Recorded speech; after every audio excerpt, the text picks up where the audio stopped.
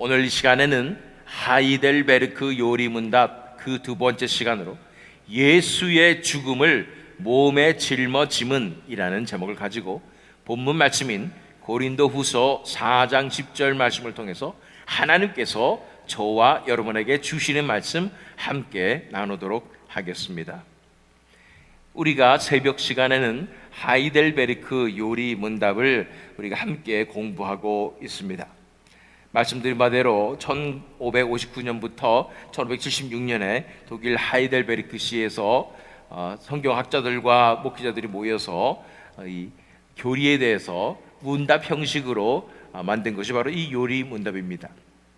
사실은요, 이 하이델베르크 요리 문답은 칼빈의 제네바 요리 문답에 큰 영향을 받았었습니다. 그것을 바탕으로 해서 또 이렇게 요리 문답을 만든 것이었고, 그 유명한 네덜란드의 도르트 총회 1618년 19년 있었던 그 총회에서 채택된 그런 요리 문답으로서 지금까지도 우리 개혁주의 신학을 가진 교회들에서 함께 공부하고 있는 요리 문답인 것입니다.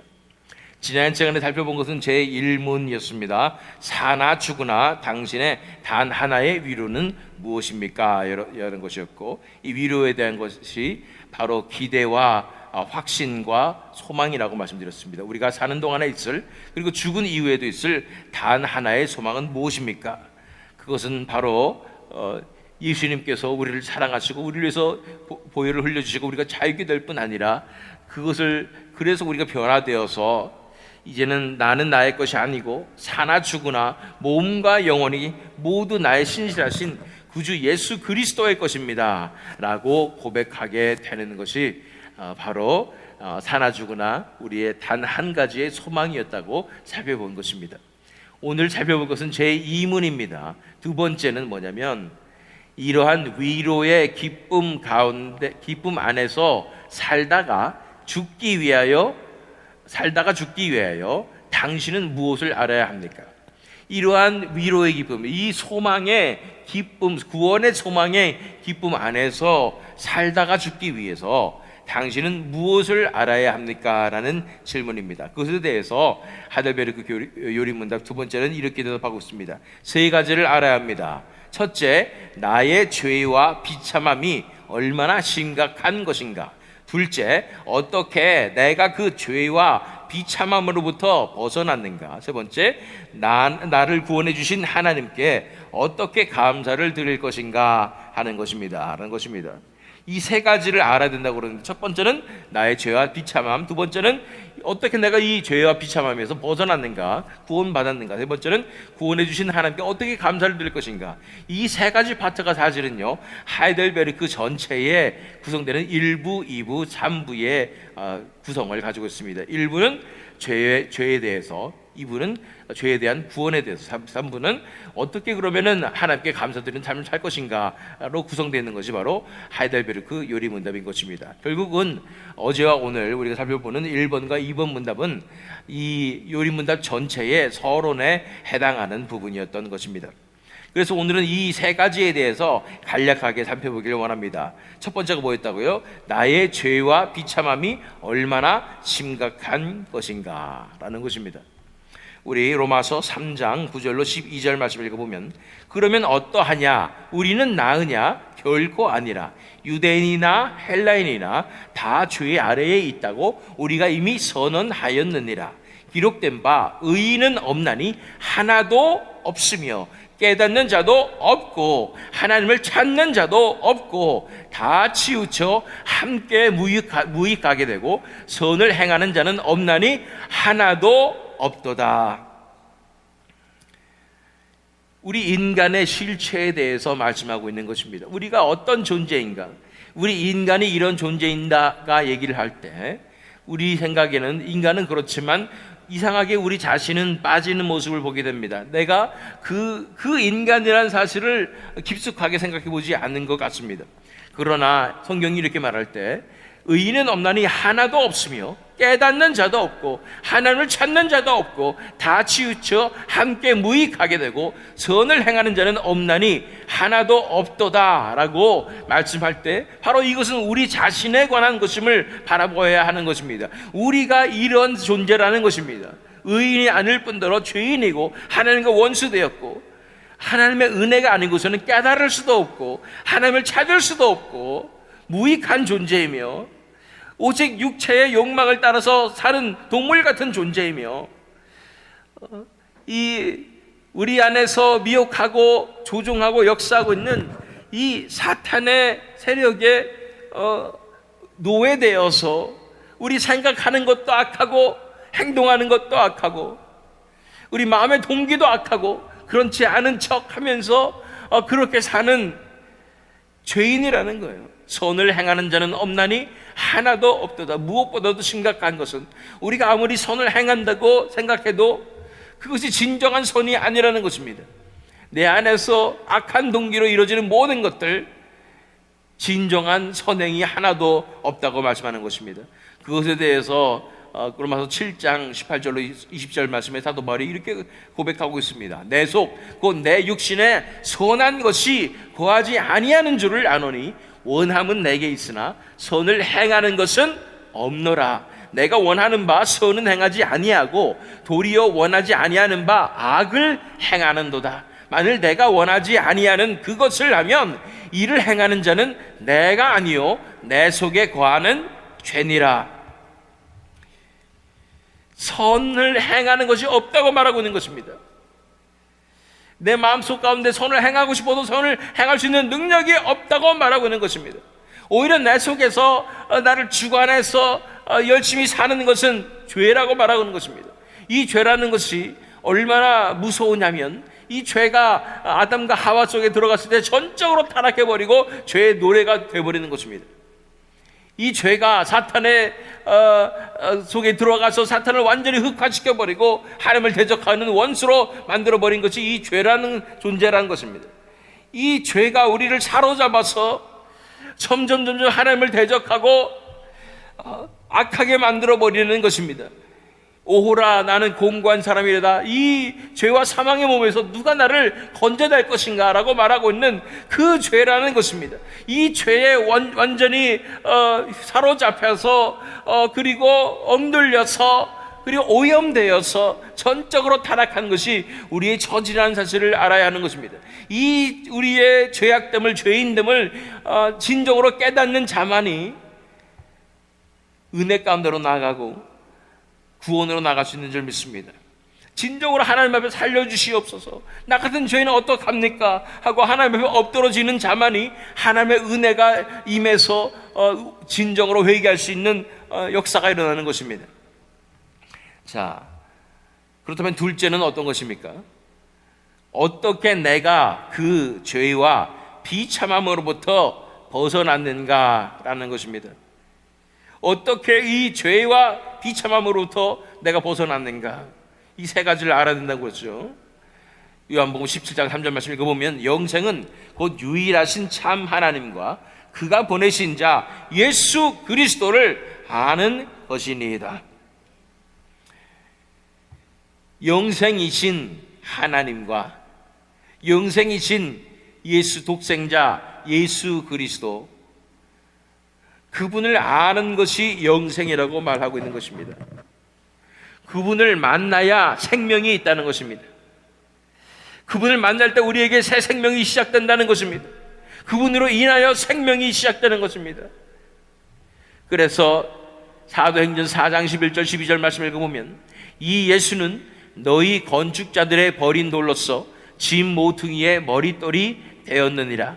다른 이로서는 구원을 받을 수 없나니 천하 사람 중에 구원을 받을 만한 다른 이름을 우리에게 주신 일이 없음이라 하였더라. 오직 예수 그리스도를 통하여 구원을 받는 놀라운 역사가 일어나게 되는 것입니다. 하나님께서 전적으로 타락하여서 멸망하게 된, 지옥에 떨어지게 된 우리 죄인들을 위해서 처음부터 계획하시고 처음부터 하나하나 준비하셔서 역사하신 것이 바로 예수 그리스도를 이 땅에 보내시는 것입니다. 성자 하나님이신 예수 그리스도가 이 땅에 오시는 것이 하나님의 놀라운 구원의 경륜이었던 것입니다. 그렇기 때문에 그렇게 철저하게 준비된 이 하나님의 구원의 역사 가운데 오직 예수 그리스도를 통하여 우리는 구원함으로 나갈 수 있는 것입니다. 예수 그리스도 외에는 다른 이름이 없습니다. 예수 그리스도를 통하지 않고서는 그 누구도 하나님 앞에 나아갈 수가 없습니다. 그 죄인이 어떻게 거룩하신 하나님 앞에 나아가겠습니까? 오직 예수 그리스도를 통해서 나아갈 수 있는 줄 믿습니다. 이 예수님을 바라보아야 합니다. 하나님의 구원의 경륜이신 예수 그리스도를 바라보기를 원합니다. 우리 삶 가운데 무엇이 중요하겠습니까? 내 삶에 닥쳐진 현실들이 무엇이 중요하겠습니까? 그것이 나를 구원하겠습니까? 그것이 나를 하나라도 거룩하게 만들 수 있겠습니까? 오직 예수 그리스도를 바라봐야 합니다. 내가 내 자신을 돌아봤을 때 예수 그리스도가 내가 저 먼 데에 있는 사람 같고 이 관계가 서먹서먹하다면 참 문제입니다. 예수님 안으로 들어가야 합니다. 예수님께서 내 안에 사시는 그 삶으로 돌아가야 합니다. 예수님만이 나의 전부가 되는 그 삶으로 나아가야 합니다. 예수 그리스도와의 친밀한 관계로 나아가야 하는 것입니다. Kiss the Son. 이 아들에게 입맞추지 아니하면 누구든지 다 멸망으로 나아갈 수밖에 없는 것입니다. 우리가 아들에게 입맞추고 회개하지 않는다면 우리가 우리 죄 때문에 아들을 십자가에 못 박은 그 죄를 어떻게 감당할 수 있겠습니까? 그야말로 우리는 하나님의 원수가 되는 것입니다. 그러므로 오직 예수 그리스도를 통하여 이 죄와 비참함으로부터 벗어날 수 있다는 사실은 우리가 끝까지 붙잡아야 할 진리인 것을 바라봅니다. 자, 세 번째 우리가 알아야 할 것은 이러한 구원의 기쁨 가운데 끝까지 살아내기 위해서 알아야 될 것 세 번째는 나를 구원해 주신 하나님께 어떻게 감사를 드릴 것인가 하는 것입니다. 이제 우리는 나를 위해서 돌아가셔서 나를 용서해 주시고 나를 하나님께로 돌아오게 하시는 그 예수님의 그 사랑을 깨달은 이후에 어떤 삶을 살아야 하는가라는 것입니다. 로마서 6장 16, 13절 말씀, 또한 너희 지체를 불의의 무기로 죄에게 내주지 말고 오직 너희 자신을 죽은 자 가운데서 다시 살아난 자 같이 하나님께 드리며 너희 지체를 의의 무기로 하나님께 드리라. 이제는 더 이상 죄의 노예가 되어서 우리 몸을, 우리의 삶을 죄에게 내주지 말라. 누구에게 순종하든지 그 자의 종이 되는 것을 알지 못하느냐 말씀하셨습니다. 그러므로 우리 몸을 불의의 무기로 죄에게 내주지 말라. 더 이상 속지 말아라. 죄로부터 자유케 됐다. 그 사슬이 끊어졌다 말씀하시는 거예요. 자유케 됐다고 말하는 거예요. 그 죄의 저주로부터 우리는 자유케 된 것입니다. 오직 너희 자신을 죽은 자 가운데서 다시 살아난 자 같이, 다시 죽음으로써 자유케 되었고 이제 다시 살아난 자 같이 하나님께 드리며 너희 지체를 의의 무기로 하나님께 드리라고 말씀하는 것입니다. 이제는 나를 사랑하시고 나에게 은혜를 베풀어 주신 그 하나님께 우리의 몸을 온전히 드리고 마음을 드리고 우리 인생을 내어드리는 것입니다. 나를 위해서 십자가에 돌아가신 예수님 앞에 나의 인생을 온전히 내어드려야 된다는 것입니다. 의의 무기로 드리라고 말하는 것입니다. 죄의 종이 아니라 이제는 의의 종이 되어야 합니다. 의가 나를 이끄는 그 삶으로 나아가야 한다는 것입니다. 죄가 인격처럼 우리를 조종하고 힘이 있어서 우리를 타락시키고 우리를 사로잡듯이 의도 인격처럼 우리를 하나님께로 이끌며 하나님 닮은 거룩한 삶을 살 수 있게 하는 그 하나님으로부터 주어진 그런 놀라운 능력임을 바라볼 줄 알아야 하는 것입니다. 이렇게 예수 그리스도를 믿는 자, 우리 안에 주어진 새 생명과 우리에게 주신 의의 놀라운 능력과 성령님의 역사로 말미암아 우리가 일어설 수 있습니다. 그래서 우리가 구원으로 나아갈 수 있게 되는 것입니다. 베드로전서 2장 9절 말씀, 그러나 너희는 택하신 족속이요 왕같은 제사장들이요 거룩한 나라요 그의 소유가 된 백성이니 이는 너희를 어두운 데서 불러내어 그의 기이한 빛에 들어가게 하신 이의 아름다운 덕을 선포하게 하려 하심이라. 우리가 택하신 족속이 되고 왕같은 제사장이 되고 거룩한 나라가 되는 것, 이런 구원의 역사를 받은 것은 하나님께서 우리에게 그 하나님의 아름다운 복음의 아름다운 덕을 선포하게 하려 하심이라고 말하고 있는 것입니다. 우리는 무엇을 해야 하는가? 이 하나님의 영광을 선포하며 진리의 말씀을 선포하며 이 복음을 선포해야 하는 것입니다. 하나님의 어떠하심을 선포하는 것입니다. 하나님께서 행하신 일들을 선포하시는 것입니다. 다른 사람들이 불쌍해서 복음을 전하는 것 맞습니다. 죽어가는 영혼들을 살려야 하기 때문에 복음을 전해야 되는 건 맞습니다. 그러나 무엇보다도 이 하나님의 어떠하심을 온 땅 가운데 드러내야 하는 것입니다. 하나님께서 행하신 일을 드러내시는 것입니다. 드러내는 것입니다. 하나님이 어떠한 위대한 사랑을 갖고 계신지를 온 땅 가운데 드러내는 것입니다. 그것이 하나님 앞에 영광을 돌리는 삶인 것인 줄 믿습니다. 복음을 전해야 되는 이유는 사람들을 위한 것이 아니에요. 하나님 자신을 위해서, 그분의 명성을 위해서, 그분께서 행하신 일들을 알리기 위해서, 또한 그분께서 사랑하신 영혼들을 구원하기 위해서임을 바라볼 줄 알아야 하는 것입니다. 자, 이제 본문 말씀인 고린도후서 4장 10절 말씀을 읽겠습니다. 우리가 항상 예수의 죽음을 몸에 짊어짐은 예수의 생명이 또한 우리 몸에 나타나게 하려 함이라. 그러므로 우리는 어떠한 삶을 살아야 하는가? 바로 이런 삶을 살아야 합니다. 항상 예수의 죽음을 몸에 짊어지는 삶을 살아야 하는 것입니다. 앞서 말씀드렸듯이 이 세 가지 파트가 우리가 어떠한 죄인임을 깨닫고, 두 번째는 그 죄인을 어떻게 구원하시는 것이고, 세 번째는 그 구원 얻은 성도들이 어떠한 삶을 살아내야 되는가가 바로 하데베르크 요리문답의 그 구성 요소였습니다. 이제 우리가 살아야 될 삶은 항상 예수의 죽음을 몸에 짊어지고 살아야 하는 것입니다. 그 말은 무슨 뜻일까요? 첫 번째는 예수님께서 어떻게 십자가에서 나를 위해서 돌아가셨고 나를 자유케 하셨는가, 그 피로 어떻게 나를 깨끗게 하셨고 그 피를 힘입어 우리가 어떻게 구원 얻었는가를 기억하고 사는 것이 몸에 짊어진다는 것입니다. 이 몸에 짊어진다는 것의 원어적인 표현은 항상 지니고 산다는 것입니다. 항상 기억한다는 것입니다. 항상 그것이 나의 일부가 되는 것입니다.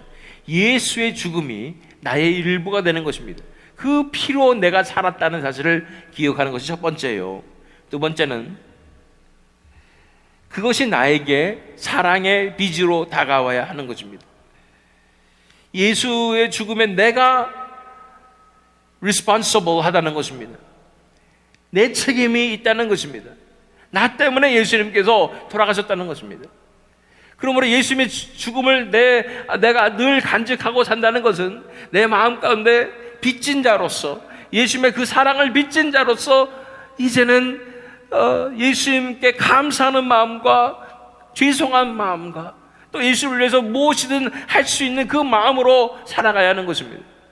나를 위해서 예수님께서 돌아가셨는데 이제는 내가 예수를 위해서 어떻게 살 수 있을 것인가, 내가 어떻게 예수님께 내 모든 것을 내어 드릴 수 있을 것인가, 어떻게 그분의 영광을 높여 드릴 수 있을 것인가, 이러한 삶으로 이 사랑의 빚을 진 자로서 예수의 죽음을 몸에 짊어지고 살아가야 한다고 말하고 있는 것입니다.